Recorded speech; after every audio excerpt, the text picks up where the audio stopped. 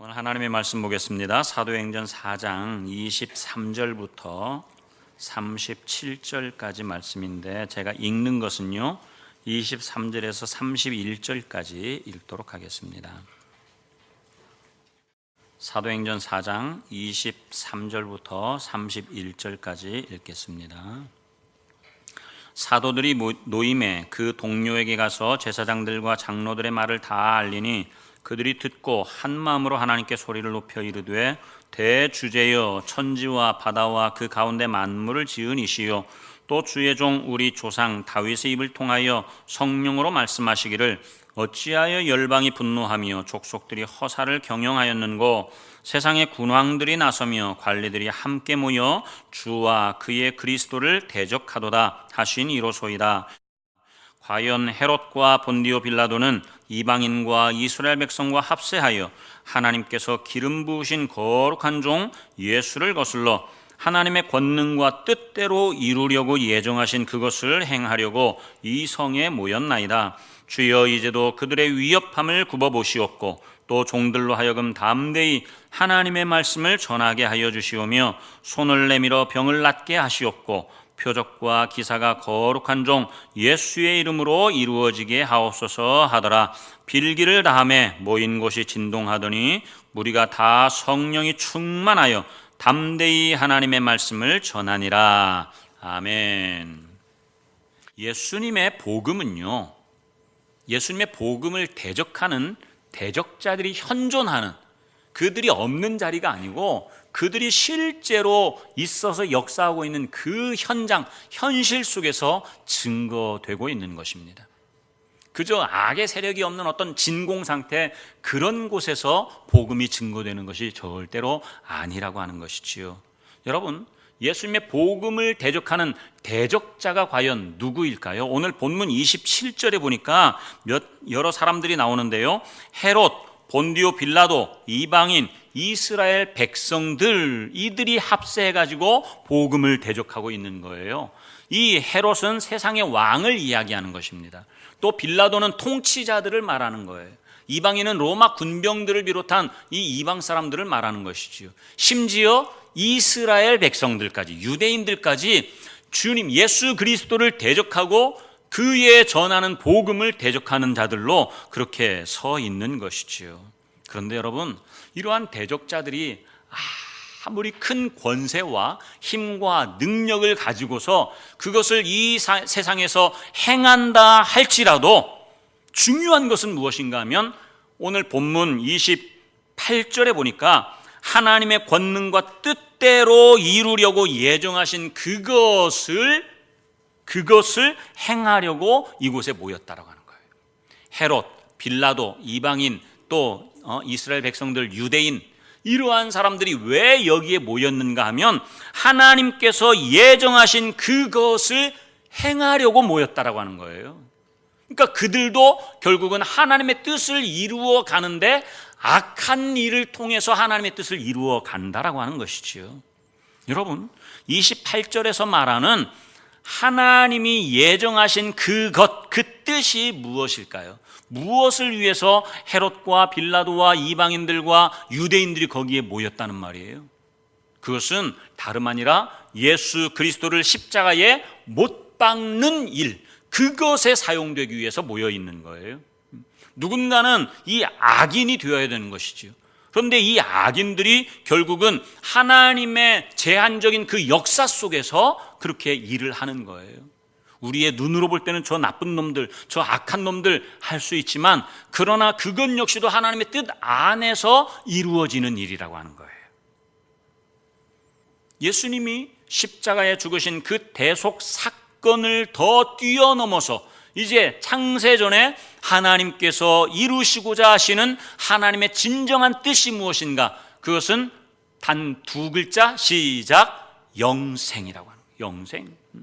그래서 하나님의 뜻인 이 영생, 우리 사람에게 영생을 주기 위해서 하나님이 행하신 일이 무엇이냐? 당신의 아들을 십자가에 못 박는데 허락하시는 거예요. 허락하시는 것.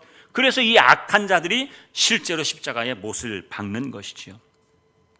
그래서 이것을 이루기 위해서, 하나님의 뜻인 이것을 이루기 위해서 하나님의 때에 하나님께서 적당하게 악인들도 쓰신다라고 하는 말이에요.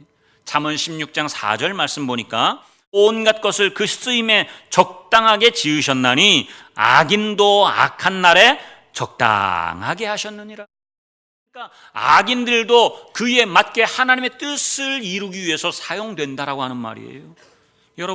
여러분들이 잘 알고 계시는 요셉, 이 요셉은 하나님께서 요셉을 통해서 애굽으로 들어가는 이 애굽을 이루기 위한 그러한 주인공으로 쓰세요. 그런데 이 요셉을 실제로 현상적으로는 누가 애굽으로 보내요? 형들이 보내잖아요. 형들이 악한 그 악역을 감당하는 거예요. 악역을 돈을 받고 팔아버리는 것이죠. 물론 여기에서 예표적인 것이 요셉은 예수 그리스도를 예표하지만, 그러나 현상적으로는 형들이 자기의 동생인 요셉을 팔아요.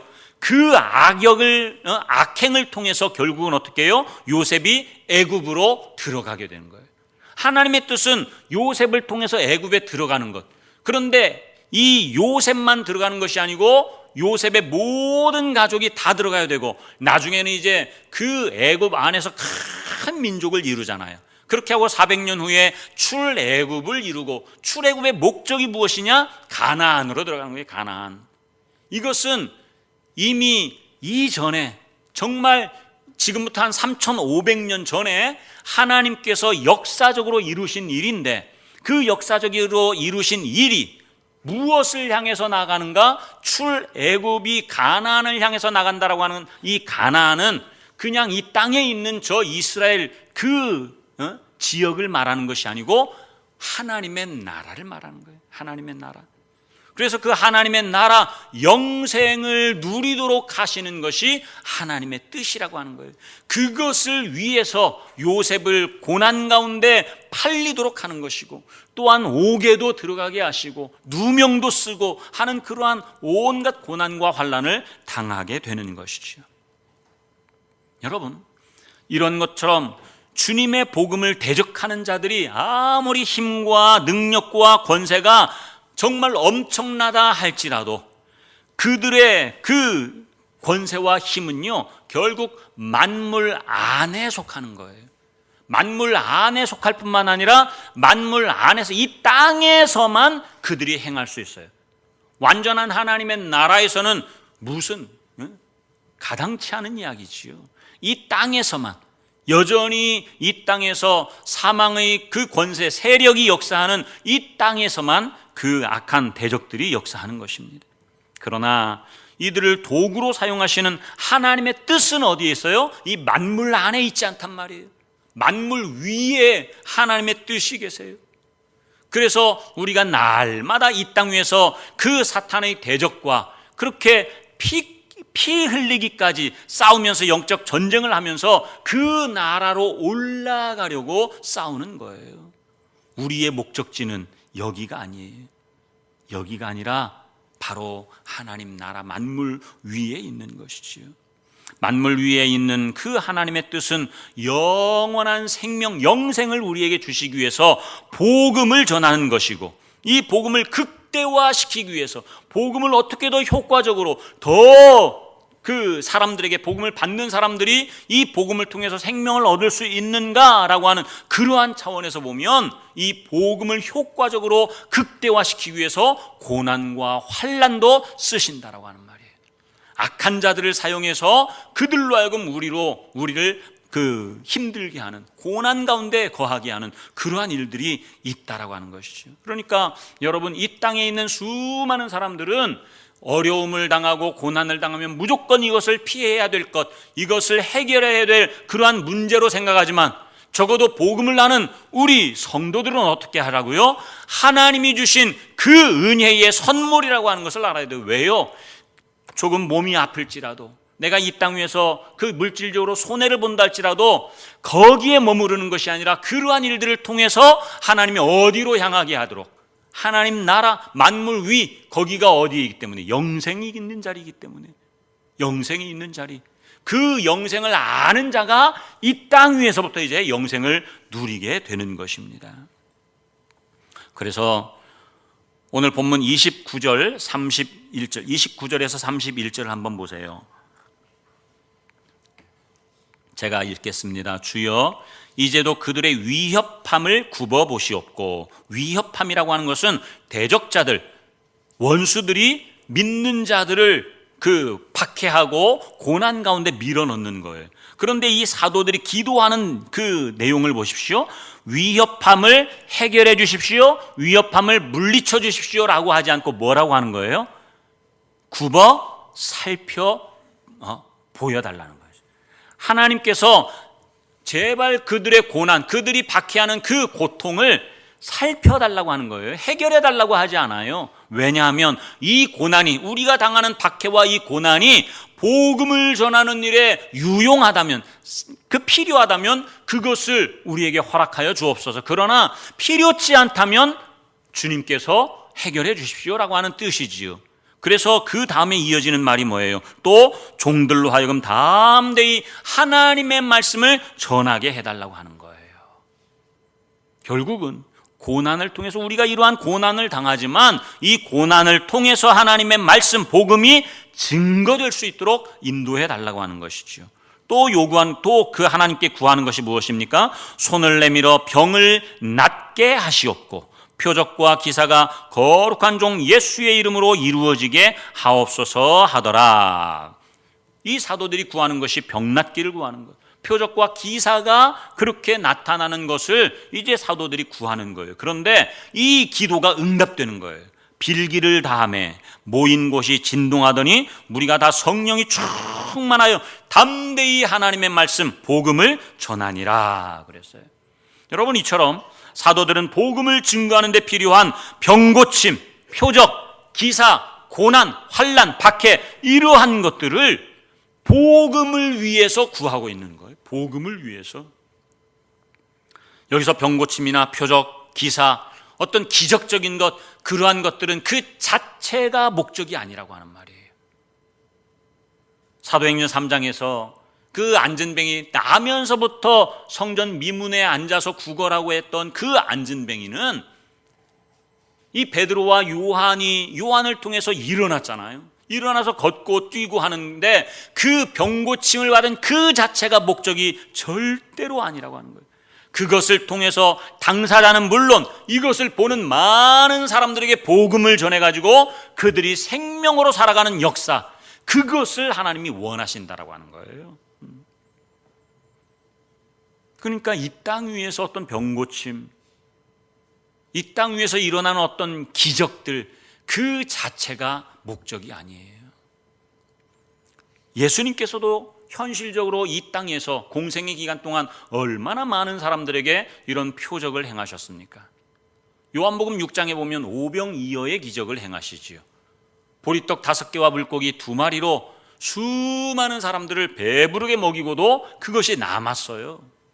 그러니까 이 사람들이 이 예수라고 하는 이 사람만 붙들면 우리는 먹고 사는 거 문제 없겠다. 그 당시에 얼마나 먹고 사는 문제가 힘들었겠어요. 그러니까 이 예수를 경제 대통령 삼으려고 그냥 쫓아다니는 거예요. 예수님의 동선을 찾아가지고 예수님이 어디로 가면은 분명히 봤는데요, 안 계셔. 그러면 어떻게 수소문해가지고 예수님을 찾아간다는 말이지요. 그런데 예수님은 이렇게 모인 자들에게 이러한 기적적인 그러한 모습을 기적을 행하시고 그것을 실마리로 해서 복음을 전하는데, 어떤 복음을 전해요? 하나님 나라의 복음을 전하는 거예요. 이 오병이어의 기적을 통해서 이제 요한복음 6장에서 길게 하나님 나라의 복음을 전하고 있는 거예요. 그런데 이것을 듣고 있던 사람들이 어때요? 이 말씀은 너무나 어렵다는 거예요. 어려워서 누가 이것을 듣겠느냐? 이것을 누가 도대체 깨달을 수 있겠느냐? 라고 하면서 한 사람 한 사람 다 예수님을 떠나가는 거예요. 먹을 것, 육신의 것, 내 배를 채울 수 있는 것, 내 필요를 주실 때는 몰려오더니, 표적과 기사를 일으킬 때는 그것이 신기해서 몰려오더니, 정작 하나님 나라의 복음을 증거할 때에는 그들이 하나씩 다 떠나가고 마는 거예요. 다 떠나가고 12제자만 남아있어요. 예수님께서 이 12제자에게 너희들도 가려느냐라고 할 때에 베드로가 뭐라고 이야기합니까? 참 위대한 고백을 합니다. 영생의 말씀이 여기 있사온데 우리가 누구에게로 가겠습니까? 라고 하는 거예요. 베드로는 때로는 그냥 이랬다 저랬다 왔다 갔다 정말 그 정신이 없는 그러한 사람임에도 불구하고 정신이 온전할 때에는요 정말로 예수 그리스도께서 말씀하시는 그 말씀이 영생의 말씀, 생명의 말씀임을 받아들여요. 고백할 때에도 그 가이사랴 빌립보에서 고백할 때에도 그러잖아요. 주는 그리스도시요 살아계신 하나님의 아들이십니다라고 하는 위대한 신앙 고백, 오늘 오고 오는 모든 세대에 우리들이 해야 할 그 신앙 고백을 베드로가 하는 거예요.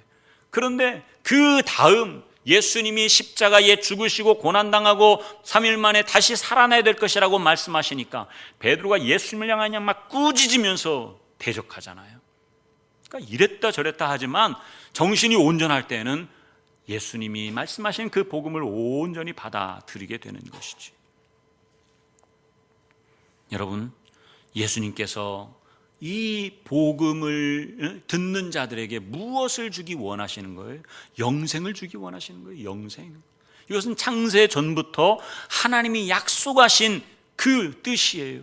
그렇기 때문에 이거는 변할 수가 없어요. 바뀔 수가 없어요. 하나님께서 사람을 창조하신 목적이 바로 영생이란 말이에요. 이 영생을 통해서 하나님과 서로 교제하기를 원하시는 거예요. 교제하기를 원하시는 거예요. 우리가 이제는 예수 그리스도의 그 복음을 통해서 생명을 얻게 되면 생명을 얻은 자들이 날마다 하나님 아버지와 교제하는 거예요. 오늘 우리가 드리는 이 예배도 사실은 교제예요. 우리가 그냥 무조건 하나님 앞에 내 자신을 드린다? 아니면 하나님께 무조건 내가 받는다? 그게 아니고 하나님께 나의 모든 것을 드리고 주님의 그 전부 되시는 그 주님을 내가 또 받고 그렇게 하면서 주고받고 하는 것이 교제와 사귐인 것이죠. 예배는 바로 그런 것입니다. 우리가 매일 주님 앞에 말씀 앞으로 나가는 그러한 것도 진정한 예배이지요. 그런 예배자가 주일날 공동체로 모여서 예배의 공동체로 모여서 우리가 하나님 앞에 예배할 때에 이것은 무조건 주는 것, 무조건 받는 것이 아니고 주고받고 서로 그렇게 교제하는 것을 말하는 것이지요. 여러분, 이 영생을 우리 하나님께서 우리에게 주기 위해서 표적을 예수님으로 하여금 표적을 행하게 하셨어요. 그런데 최후의 표적이 있어요. 최후의 표적. 영생을 주기 위해서 진짜 우리에게 주기 원하시는 최후의 표적이 무엇일까요? 유대인들이 끊임없이 요구했던 표적들, 몇 병 고치고 죽은 사람 살아나고 귀신이 쫓아나가고 하는 그러한 표적일까요? 오병이어와 같이 배고픈 자들에게 배부르게 먹여주는 그러한 표적일까요? 그렇지 않아요. 여러분, 물론 이러한 표적이 의미 없는 것은 절대로 아니에요. 왜냐하면 이러한 표적들을 통해서 복음이 증거되고 복음을 통해서 생명으로 나간다면 이러한 표적이 정말로 중요한 것이지요. 만약에 의미가 없다고 한다면 오늘 본문에서 사도들이 이것을 구했겠습니까? 아니지요. 그러나 이런 모든 표적을 다 아우르는 병고침이나 귀신이 쫓겨나가는 거나 죽었다가 살아나는 것이나 고픈 자가 배부르는 그러한 표적들을 다 아우를 수 있는, 다 포함하는 최후의 표적 한 가지가 있단 말이죠. 그것을 우리 주님께서 진짜 보여주시기 원하시는 거예요. 그것이 무엇인가? 오늘 말씀의 제목이에요. 제목 다 같이 읽어봅니다. 시작. 최후의 표적, 그리스도의 무덤. 주님이 우리에게 보여주시고자 원하시는 진짜 표적은 무덤의 표적이라고 하는 말이에요. 이 무덤의 표적을 예수님께서 뭐라고 말씀하시느냐? 요나의 표적이다라고 말씀하시는 거예요. 요나의 표적. 이미 구약시대에 이 요나가 물고기 뱃속에 그렇게 들어가가지고 3일 동안 있었는데 그것은 그것으로 끝나는 것이 아니고 내가 무덤에 들어갈 3일을 지금 예표하고 있는 것이다 말씀하는 것이지요. 마태복음 12장 38절에서 40절에 보니까 그때의 서기관과 바리새인 중 몇 사람이 말하되 선생님이 우리에게 표적 보여주기를 원합니다. 바리새인이나 서기관들도 끊임없이 예수님에게 표적을 구하는 거예요. 예수께서 대답하여 이르시되 악하고 음란한 세대가 표적을 구하나 너희들에게 보여줄 표적은 오직 한 가지 선지자 요나의 표적밖에 보일 표적이 없다. 요나가 밤낮 사흘 동안 큰 물고기 뱃속에 있었던 것 같이 인자도, 나 예수도 밤낮 사흘 동안 땅속에 있으리라. 그렇게 말씀하시는 거예요. 여러분, 요나가 물고기 뱃속에 있었던 이 3일은 곧 예수 그리스도의 무덤의 3일을 가리키는 것입니다. 주님께서 3일 동안 무덤에서 여러분 무엇을 하셨을까요? 무덤에 3일 동안 그렇게 있을 때에 주님이 하신 일이 도대체 무엇이냐라고 하는 것이죠. 그 말씀의 내용이 요한복음 2장에 잘 나와 있어요. 우리 요한복음 2장을 한번 펴서 보십시다. 요한복음 2장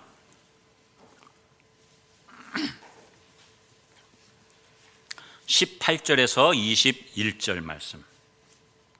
요한복음 2장 18절부터 21절까지 우리 같이 읽어봅니다. 시작. 이에 유대인들이 대답하여 예수께 말하기를 네가 이런 일을 행하니 무슨 표적을 우리에게 보이겠느냐? 예수께서 대답하여 이르시되 너희가 이 성전을 헐라 내가 사흘 동안에 일으키리라. 유대인들이 이르되 이 성전은 46년 동안의 지었건을 네가 3일 동안에 일으키겠느냐 하더라. 그러나 예수는 성전된 자기 육체를 가리켜 말씀하신 것이라. 아멘. 여러분, 이 유대인들도 동일하게 예수님께 표적을 구하는 거예요. 예수님이 유대인들과 이야기를 나누면서 이 유대인들이 예수님에게 이 예루살렘 성전을 지금 자랑하고 있는 거예요. 너무나 크고 장엄하고 화려하고 아름다운 이 예루살렘 성전을 예수님께 자랑할 때에 그때 예수님께서 이 성전이 허물어질 것이라고 하는 거예요. 그때 이 유대인들이 표적을 구하죠. 그러면 우리에게 무슨 표적을 보여주겠느냐라고 하니까 너희들이 이 성전을 헐어라. 그러면 내가 3일 동안에 짓겠다라고 하는 거예요. 여러분, 유대인들이 생각하는 것과 예수님의 생각, 그 생각의 포인트가 지금 어긋나고 있는 거예요. 맞지 않아요. 왜냐하면 예수님은 건물 성전을 이야기하는 게 아니에요. 건물 성전을 허물어라. 그러면 내가 3일 동안의 성전을 다시 짓겠다라고 하는 이 성전은 21절에 보니까 어떤 성전이라고 그랬어요? 예수님의 몸, 육체를 가리켜서 성전이라고 했던 거예요. 내가 3일 만에 이 성전을 짓겠다라고 하는 것은 내가 무덤 안에 들어가서 해야 할 일이 바로 성전 짓는 일이다라고 하는 거예요. 성전 짓는 일. 여러분, 표적은 정말로 신기하지요. 그래서 사람들이 이목을 집중시킵니다. 성전 미문에 앉았던 안전뱅이가 일어나는 그 표적을 통해서 사람들이 어떻겠어요? 그게 그냥 너무나 놀랍잖아요. 그러니까 안전뱅이, 일어선 안전뱅이를 주목하고 그러다가 베드로와 요한을 향해서 주목하기 시작하는 거예요. 표적, 이러한 기적들은 사람에게 너무나 신비로운 일이에요.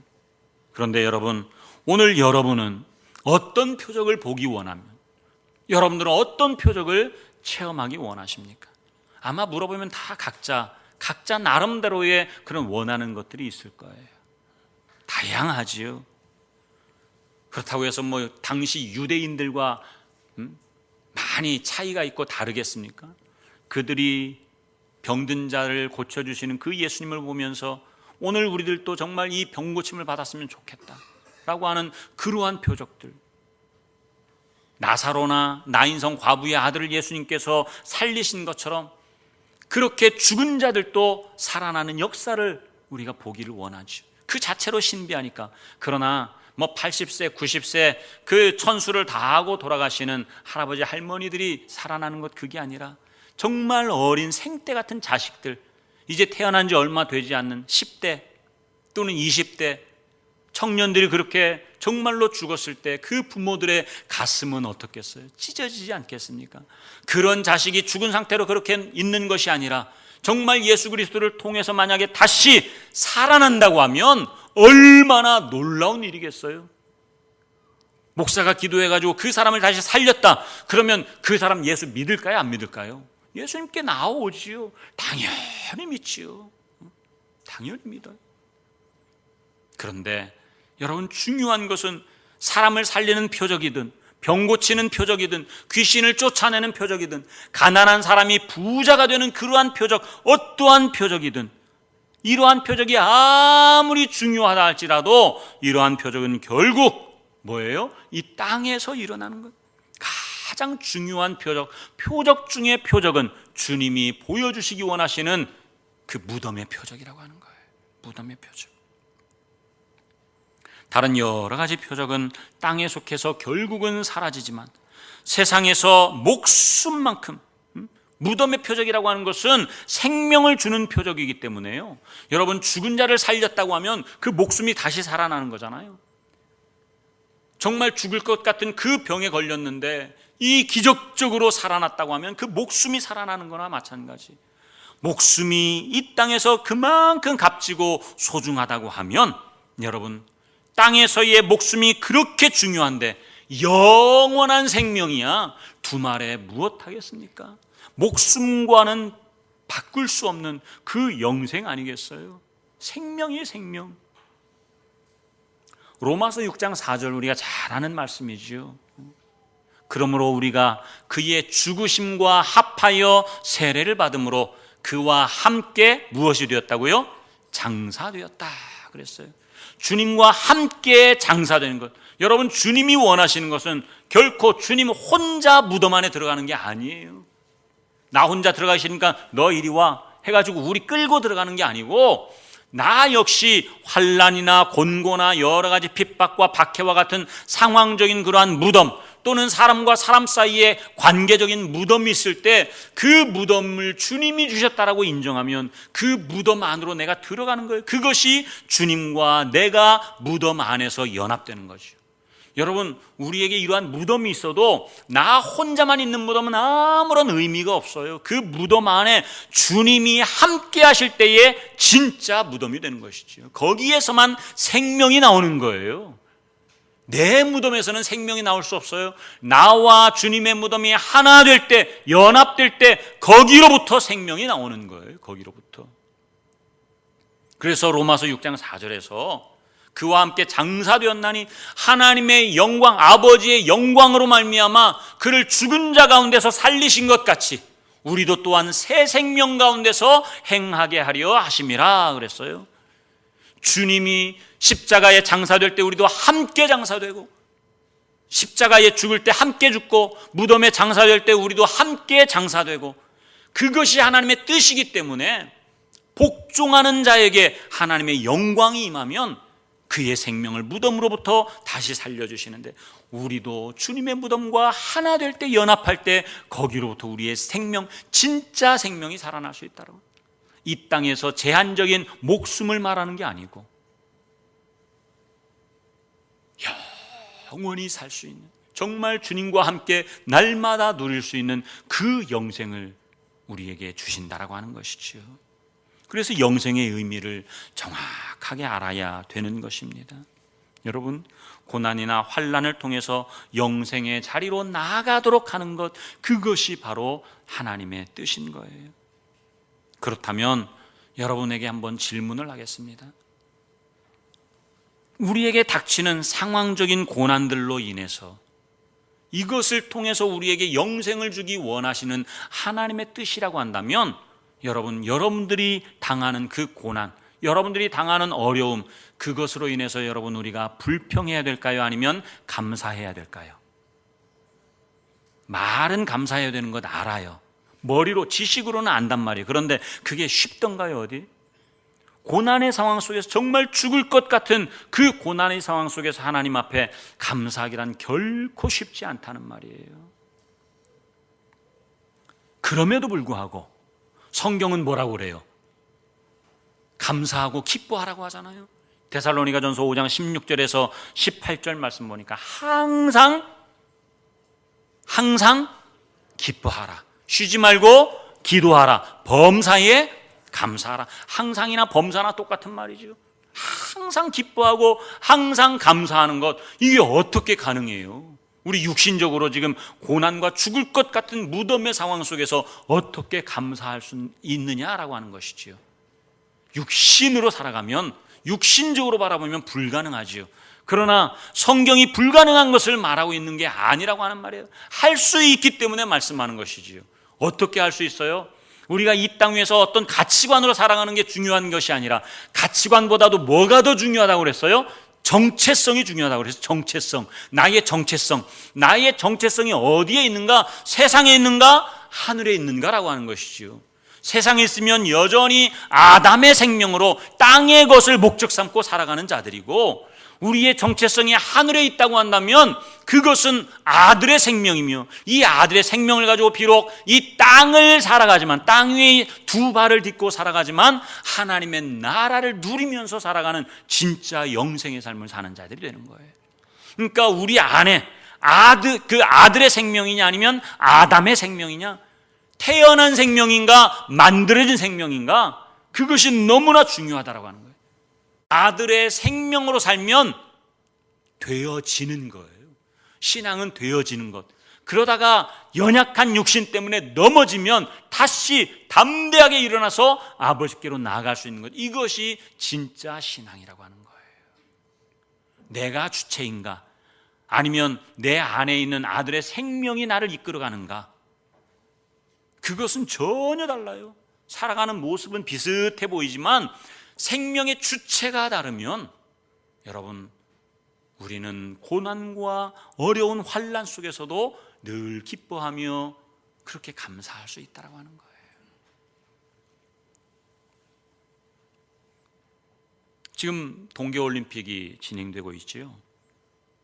여러분, 올림픽에서 금메달을 아깝게 놓치거나 또는 메달권에서 그냥 조금의 실수로 그렇게 메달권에서 벗어난 그러한 사람들의 모습을 보니까 딱 끝나고 난 뒤에 울상을 짓더라고요. 얼굴 인상이 샥 바뀌어요. 어떤 사람은 그냥 펑펑 울어요. 감격의 눈물이 아니고 억울해가지고 우는 거예요. 내가 1등 할 수 있는데 1등을 놓쳤다. 내가 메달권 안에 들어갈 수 있는데 메달을 놓쳤다 하니까 펑펑 우는 거예요. 스키 같은 경우는 0.01초 100분의 1초 차이로 메달이 색깔이 바뀌고, 쇼트트랙, 우리나라 메달이 굉장히 많이 나오잖아요. 쇼트트랙 같은 경우는 1000분의 1초 그것으로 메달의 색깔이 가리기도 합니다. 그런데 메달을 딸 수 있다고 생각했던 사람들이 놓쳐버리면 펑펑 울어요. 인상이 바뀌어진단 말이에요. 그 안이 뭐가 될까요? 지옥이에요. 지옥. 억울함이지요. 원망이 나오지요. 저 사람 때문에 내가 넘어졌다. 만약에 그 친구들이 진짜 하나님을 믿는다고 한다면, 그래서 그 안에 아들의 생명이 있다고 한다면 그러한 순간에도 넉넉히 감사할 수 있는 거예요. 여러분, 스켈레톤이라고 하는 이제 그 경기 아시죠? 보셔서 아실 거예요. 엎드려 가지고 썰매를 타고 그렇게 달리는 건데, 이 스켈레톤에 우리나라 윤성빈 선수가 금메달을 땄잖아요.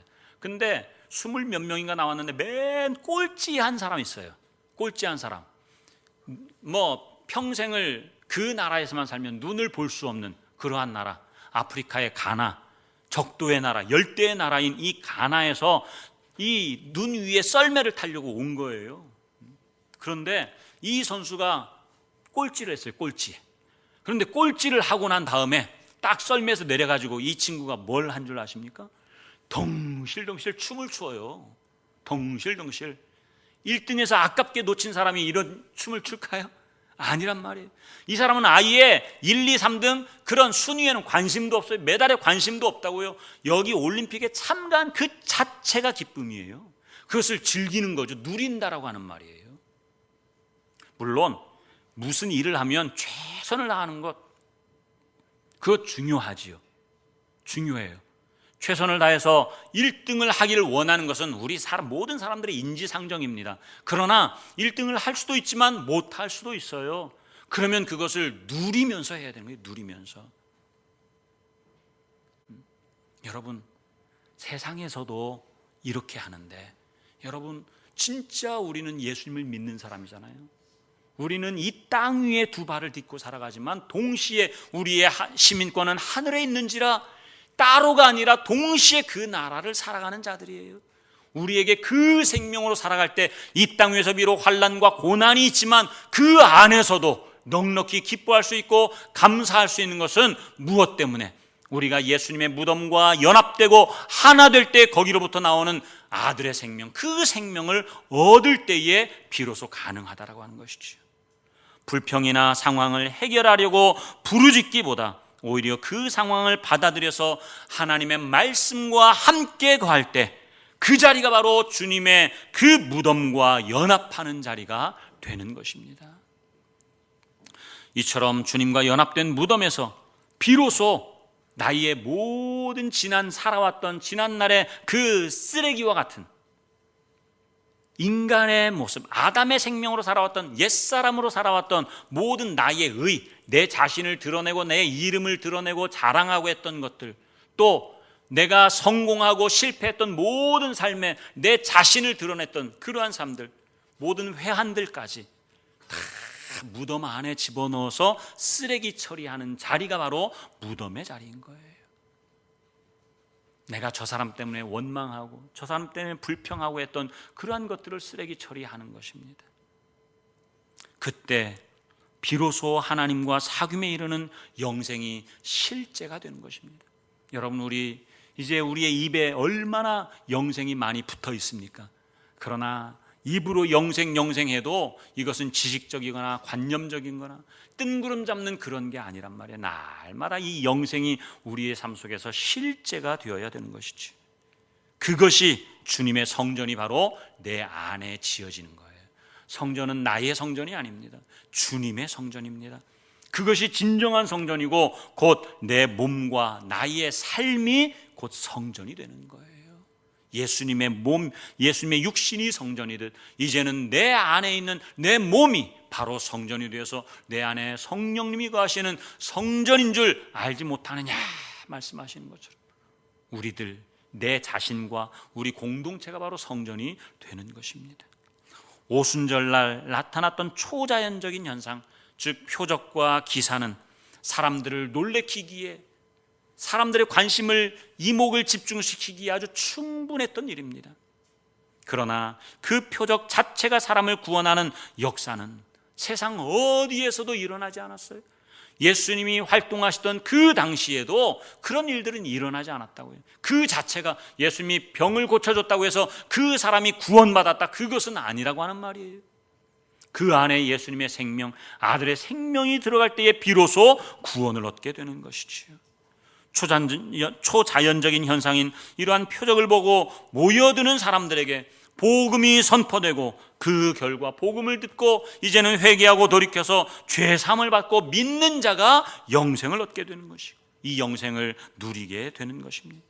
어떤 표적보다 가장 중요한 표적, 최후의 표적은 바로 예수 그리스도의 무덤의 표적입니다. 또한 그 무덤에 나도 함께 장사되는 것이지요. 예수님 따로 나 따로가 절대로 아니에요. 우리의 숨쉬는 것, 호흡하는 모든 삶, 모든 것들이 주님과 함께 해야 되는 거예요. 고난의 무덤으로 인해서 이제는 원망과 불평과 갈등하는 것이 아니라 오히려 하나님이 주신 생명의 선물임을 알아서 날마다 감사와 하늘의 기쁨으로 살아가는 우리 모든 성도님들 되기를 주님의 이름으로 축원합니다.